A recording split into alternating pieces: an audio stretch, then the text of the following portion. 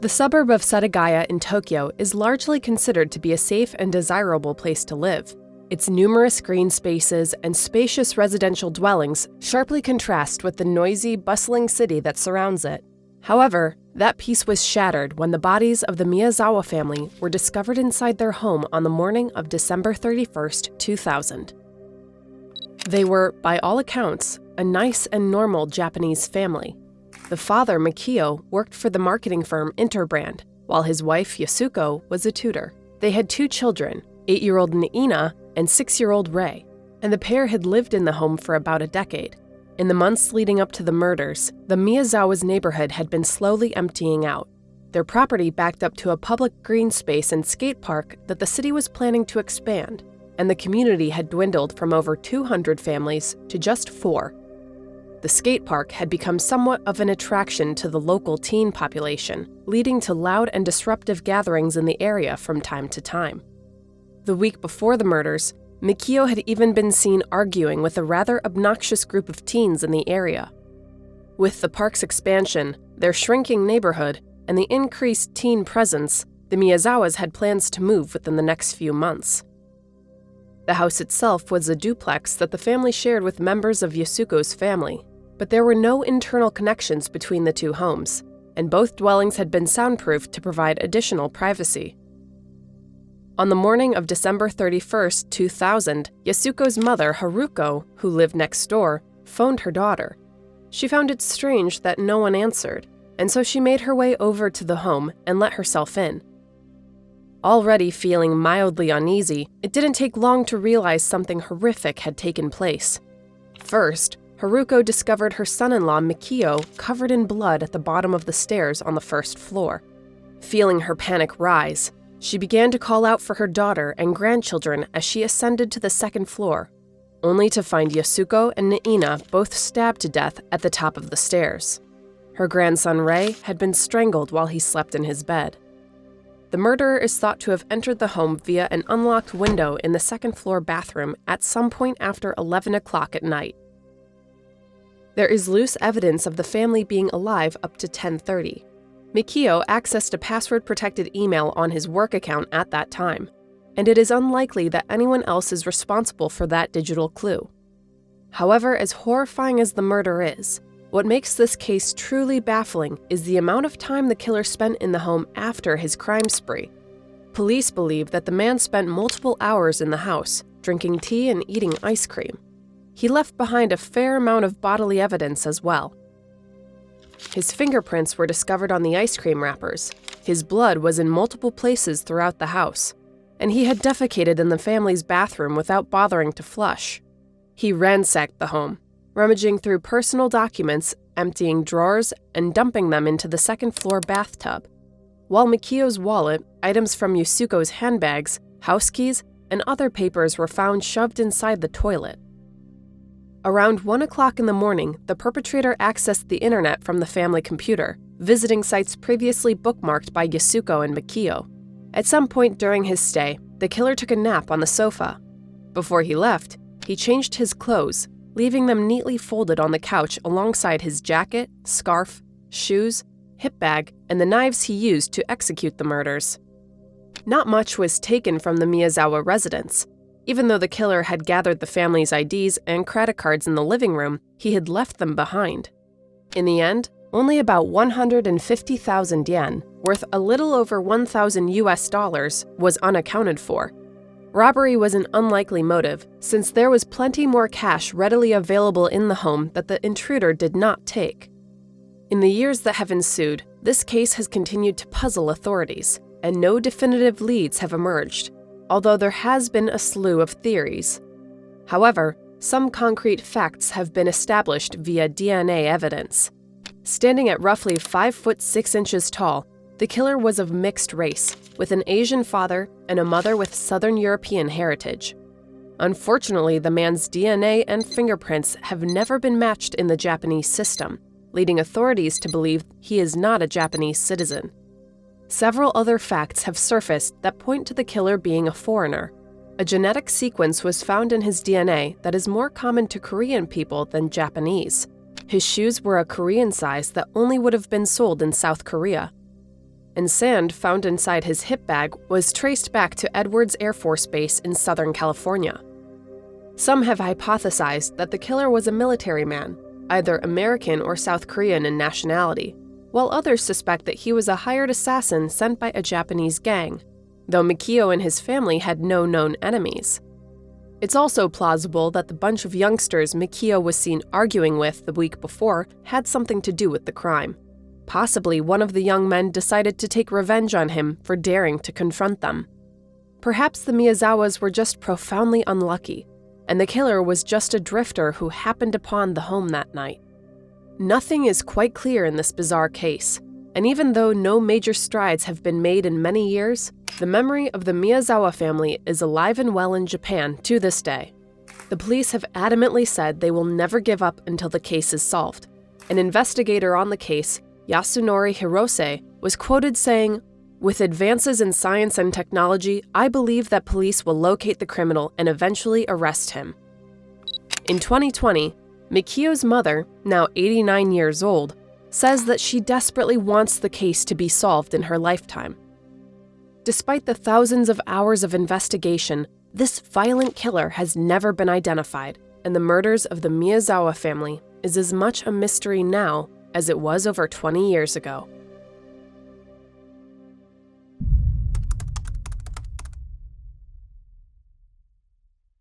On the morning of September 15, 2019, in Glendale, Arizona, Jessica Nunez woke up to a strange set of circumstances.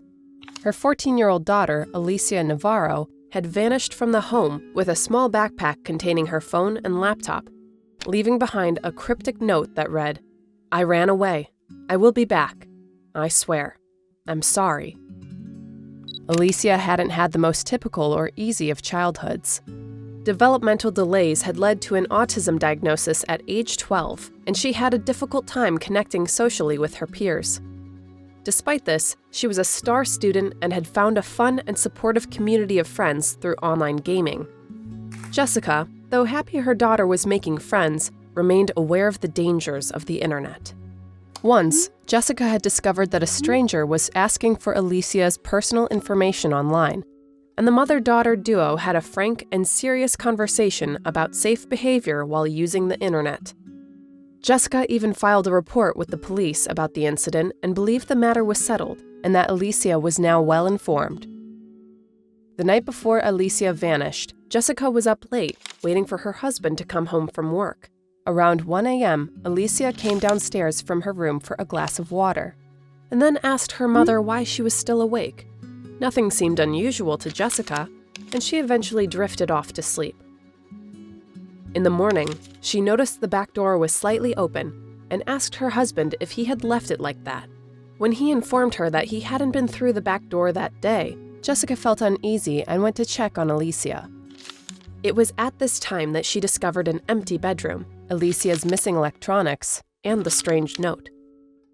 Racing out the back door, Jessica found some shoe prints and patio furniture out of place near their garden wall, leading her to believe that Alicia had exited the home through the back door and then used the furniture to clamber over the wall. Despite leaving with her MacBook and cell phone, there has been no digital trace of Alicia since she disappeared on September 15, 2019, and her phone has remained powered off. Additionally, hundreds of tips and a few tenuous sightings have all gone nowhere. Alicia is still missing. Jessica believes that she met someone online who lured her out of the home. Alicia was not outgoing or quick to trust people, describing herself once as introverted, nerdy, and shy. For these reasons, whoever befriended Alicia likely took their time to gain her trust before making their final move. Although Alicia could have been simply snatched up by a stranger when she left home, she had no reason to run away in the first place. It is more likely that Alicia left under the pretense of meeting an internet friend who ended up being a foe. By the note she left, it seemed that she intended to return home, so Jessica believes that something or someone is preventing her from coming back or even contacting any family and friends. Despite her heartache and the gut-wrenching torment of not knowing the whereabouts of her child, Jessica has remained resolute in her search. She also has a message for parents that she shared with News Nation in October of 2021. I do feel that it's very, very necessary for parents to get educated on what their kids are doing on social media, she said, and all these new apps to our kids. I myself personally didn't think any dangers since I thought my daughter was safe being at home. I have strangers in my home without them physically being there. For me, my advice to parents is to get educated on what's available out there in social media. Make sure you know your kids' passwords and be constantly talking about the dangers and just monitor their media. Because I definitely believe it's a big, big problem that our youth is facing at the moment. Alicia would now be 17 years old, and she is described as a smaller than average girl with brown hair and brown eyes. At the time of her disappearance, she had braces, stood at 4'9", and weighed 90 pounds. If anyone out there viewing this has any information about Alicia's whereabouts, you can call 623-930-3000 to get in touch with Glendale, Arizona police.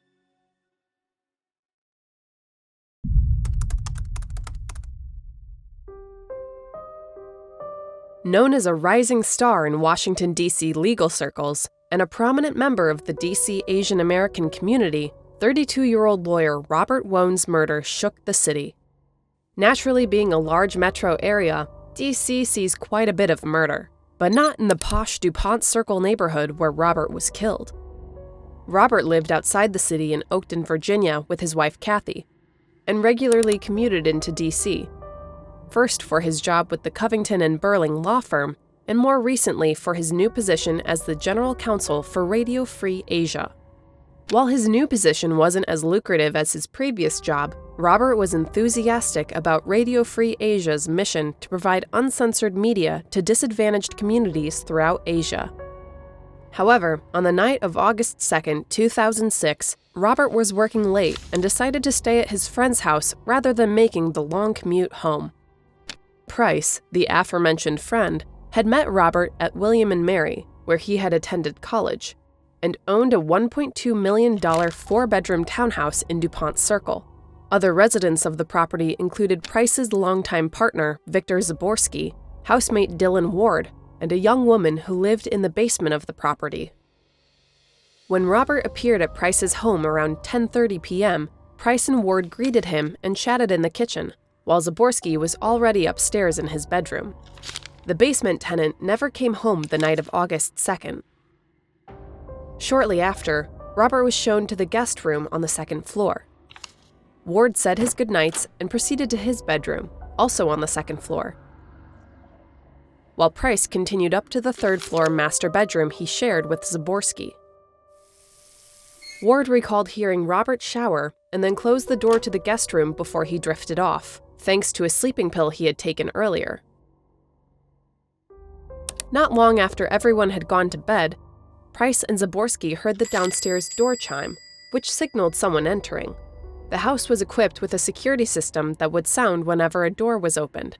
Assuming it was their downstairs tenant, the pair thought nothing of it until they heard guttural grunts on the second floor. Jumping out of bed, the two ran downstairs and found Robert bleeding on the bed, with a knife laying on his stomach. At 11:49 p.m., Zaborski called 911 and indicated to the operator that he and his partner were attempting to staunch the bleeding. Okay, is he breathing? He's breathing, but he needs help now. Okay, we have help en route, ma'am, okay? We do have help en route. Okay, just go down there and try to tell your husband or your other half to just try to keep him calm and talk to him, okay? Keep him calm and talk to him until someone gets there. Okay. And at the same time, get a dry cloth and just hold it right there in the area. My partner's holding the holding it on him. Okay, and once it gets saturated with blood, tell him get another one. Go get another towel so you can apply it on top of that one once it gets filled up with blood. Okay, we need you to apply pressure on that area. He is applying pressure right now. Okay, just hold it there until the paramedics get there. They should be pulling up any moment if they're already en route to your location. You don't know who did this. We have no idea who did this. However, by the time the paramedics arrived at the townhouse, Robert's body was suspiciously clean, as was the crime scene. It didn't appear that a gruesome stabbing had occurred at all. In fact, it looked like Robert had been cleaned and dressed. A knife smeared with Robert's blood was found beside the body, and Price remarked to the police that they would likely find his DNA on it since he had moved the weapon, but that the real killer would have worn gloves. Although all 3 male residents of the townhouse agreed that the killer likely entered through the back door, the story wasn't quite making sense to investigators. There was no sign of forced entry, and Ward's room was before the guest room in the hall. Why would the killer have passed by Ward? That would have meant that Robert was specifically targeted, as the only people who knew where he was were the residents of the house and his wife. He and his wife had a loving relationship, and there were no known enemies that would make such a targeted kill plausible. During the autopsy, 3 stab wounds were found, as well as several needle marks and evidence that indicated Robert had been sexually assaulted and smothered before his death. Police ultimately hypothesized that Robert was drugged with a paralytic agent before being assaulted and murdered. Unfortunately, a routine drug panel yielded no evidence. Nothing was quite adding up, but there were no concrete facts to pin the crimes on Price, Ward, and Zaborski. Eventually, the trio was charged with obstruction of justice in November of 2008. Robert's wife, Kathy, filed a civil lawsuit against them several days later for $20 million. Despite the suspicious circumstances, in 2010, the men were cleared of all charges. The judge said that she believed the men knew more than they were saying, but that she couldn't believe beyond a reasonable doubt that they were guilty of obstruction of justice. Kathy settled her civil suit in 2011 for an undisclosed amount. Sadly, no progress has been made in this bizarre case. A theory pointing to Price's troubled brother Michael has been entertained, but he eventually produced an airtight alibi. Although we may never learn what happened to Robert Wone, it seems to many that Price, Ward, and Zaborski know something and appear committed to keeping their secret. When asked about her choice to settle by the Washington Post, Kathy Robert noted, "I am moving on. I want to spend the next 40 years of my life focusing on good. They can rot from the inside out from all the secrets they chose to keep. That's their choice. I choose to move on." Investigators say the case will remain open, in the hope that they might one day get the additional evidence they need to charge someone. But as of the time of this recording, Robert Eric Wone's murder remains unsolved.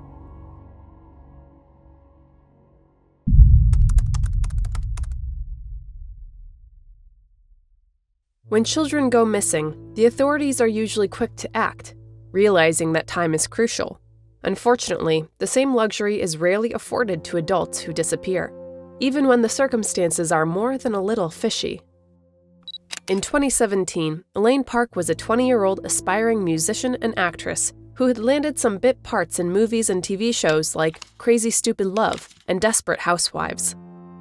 Growing up in La Crescenta, a suburb of Los Angeles, she had been a cheerleader in high school, and she was described as spunky and likable.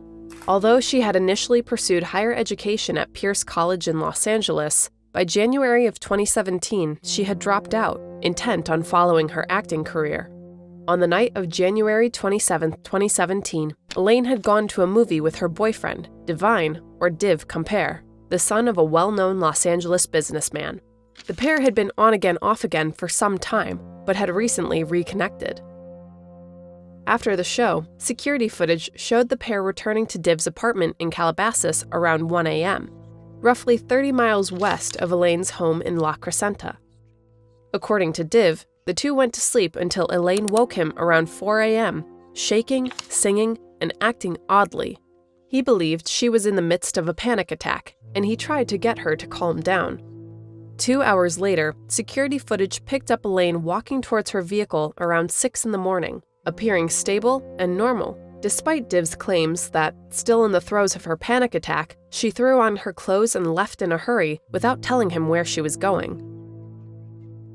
At 7:14 a.m., her license plate was recorded leaving the property, but it has been reported that the timestamps on that particular camera were wrong, meaning she left at 6:14 a.m., not 7:14 a.m. This has never been officially confirmed one way or another.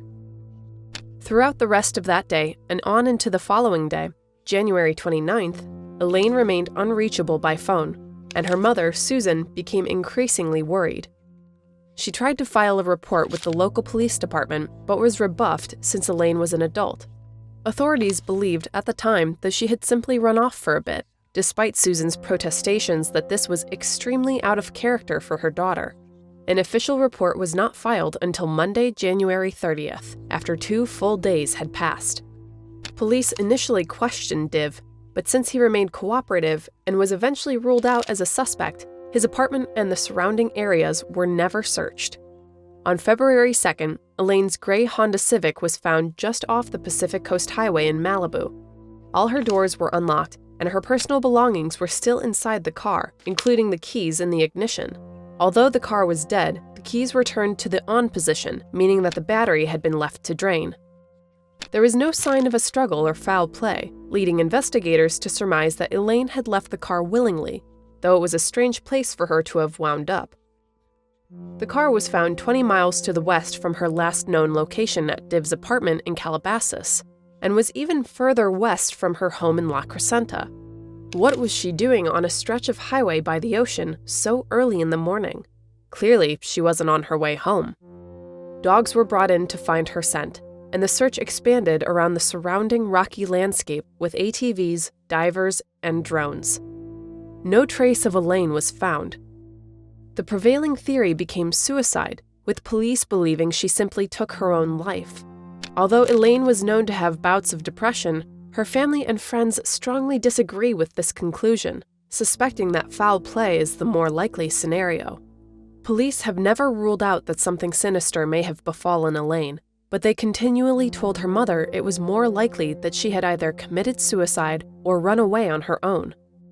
Her mother has hired a private investigator to look into the matter, but nothing conclusive has been determined despite multiple cash rewards being offered over the years.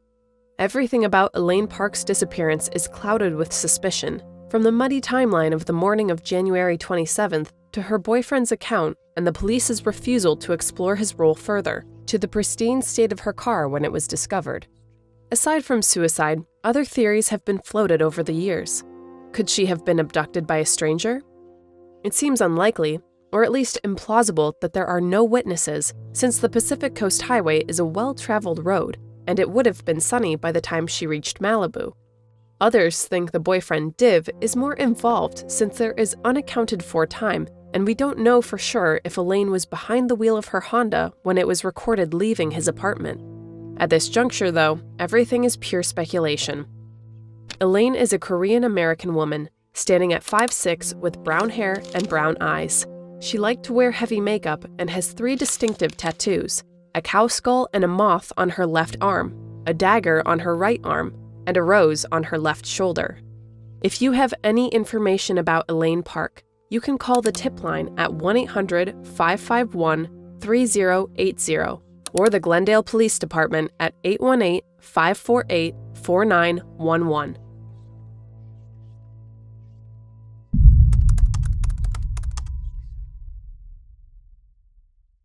For our final case, we're leaving the United States and heading over to Poland to discuss one of their most baffling unsolved cases, the disappearance of Iwona Wieczorek.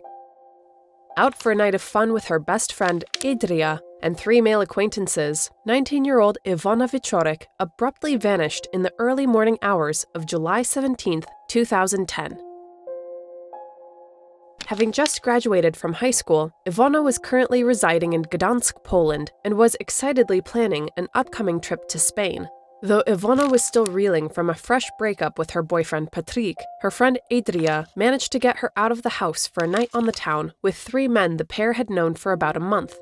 One of them, Pavel, was supposed to be a date for Iwona that night, but the two ultimately decided there wasn't much of an attraction there and continued the night platonically. The night started with casual drinks before progressing to a club in Sopot, about 18 minutes north of Gdansk. Although Iwona started in high spirits, as the night progressed, her mood soured when she learned that her ex, Patryk, was apparently out on the town with other girls. She left the club and began her nearly 4-mile journey home on foot around 4 a.m., walking down Seaside Boulevard. On her stroll, she found Adria, and the two had a brief disagreement since Iwona was angry that Adria hadn't left the club when she did. The dispute was diffused over the phone, and the pair chatted again a few minutes later when Iwona called Adria to tell her that her phone battery was dying. By now, Adria had left the club and was headed home herself. Iwona disclosed her location on Seaside Boulevard to her friend and asked if she could come to Adria's house. She didn't want to go home, since she was a little drunk and was hesitant to greet her mother in her current state. Adria, understanding of the situation, left her keys under the mat for Iwona before heading off to bed. As the new day dawned, Adria awoke to find no Iwona in her apartment and her untouched keys still under the mat. She assumed Iwona had headed home instead, while Iwona's family assumed she was with Adria. Her disappearance wouldn't be noticed until late in the afternoon. Once alarms were raised, authorities began to search the area Iwona was last known to be in, but no trace was recovered. The last known image of Iwona was captured on CCTV during her walk home on Seaside Boulevard around 4 o'clock in the morning. She appears tired, holding her heels in her hands, and wearing her clothes from the club. There is a man visible behind her in the footage, wearing a plaid shirt, but he has never been identified by the police, and no witness has ever come forward claiming to be him. Unfortunately, despite the publicity the case received in Poland, not much progress has been made. In 2017, CCTV footage discovered that a maintenance team in the area Iwona was last seen took an unscheduled detour in their truck. The vehicle deviated from its normal route and spent an unknown amount of time in an area with entrances to storm drains. It is hypothesized that Iwona was attacked by one of the men on the team, and they disposed of her body in the storm drains before continuing. Not much more has been heard of the theory, and it seems to be idle speculation for now. In May of 2021, a bag containing a pair of tights and 2 knives was recovered in the area where Iwona was last seen. But it is not yet clear if those items are in any way related to the case. People also cast their suspicions on the men Iwona was with that night and her ex-boyfriend Patrick. Patrick, especially, seems to keep changing his story about where he was and what he was doing when Iwona vanished, but he has never been formally charged with anything relating to her disappearance. What seems most likely as of now is that Iwona proceeded off Seaside Boulevard into the area where she lived and was either abducted or attacked by someone at that point. Whether her assailant was known to her or not remains to be seen. The man seen behind her in the CCTV footage, though it seems he's the only feasible suspect at the moment, continues to elude police and the public. At the time of her disappearance, Iwona was 5'4" and 140 pounds. She has blonde hair and brown eyes and would now be roughly 30 years old. She may have been taken outside of Poland or even outside of Europe. It's hard to say for sure, but it looks like Iwona's case remains open, though it now appears to be in the hands of a cold case investigation unit. Have you heard of any of these unsolved cases before? Do you have any theories of your own? If you know of a mysterious unsolved case we haven't covered yet, let us know in the comments below. Be sure to subscribe so you don't miss our next one. And as always, thanks for watching.